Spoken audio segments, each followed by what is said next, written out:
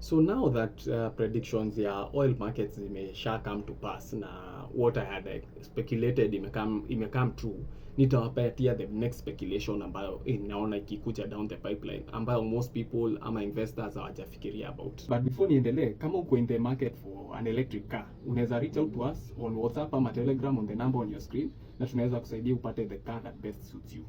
The thing you need to know about Kenyan market, importation zetu, ukiangalia kwa books zetu za importation, 20 to 25% inakuwaga petroleum and petroleum products.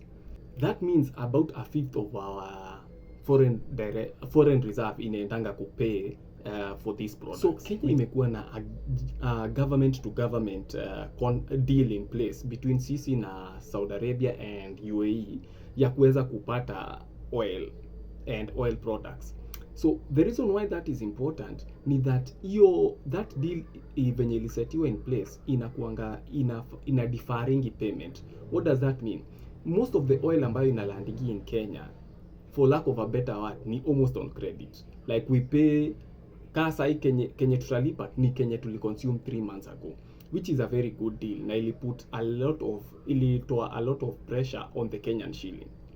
For the people ambao hufuata foreign exchanges, ukikumbuka back to in 2023, there was a lot of pressure on the shilling, the Kenyan shilling.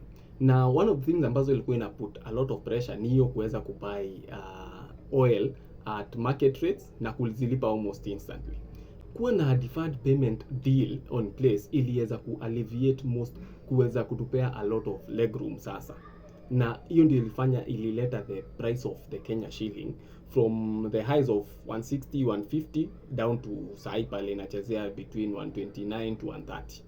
The reason why tuko kwa shida sahi, if Kenya was to be forced to buy oil and oil products from the market sahi, with the barrels of oil zikitrade upwards of $100 per barrel, ingia put enormous pressure on the Kenyan shilling.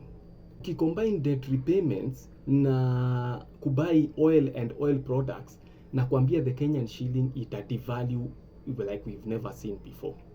So kama wewe ni an importer of anything, hata inaweza kuwa magari, kama wewe ni wa mitumba, anything ambayo inahitaji importation, you need to take steps to shield yourself right now, because Kenya shilling devaluation ita hit at a very critical moment. Kama government wasipoweka the right measures in place, the Kenyan shilling itakuwa ina trade by to $1 at 160 shillings before 2 months ama a month is out. So hiyo ndio something that you need to think about, especially as an importer of any product in Kenya sahi.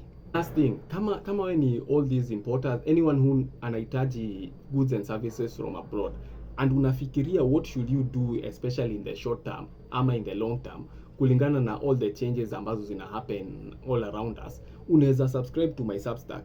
Pale nime lay out possibilities ambazo unaweza take kuweza kujishield from all this incoming danger. Asanteni.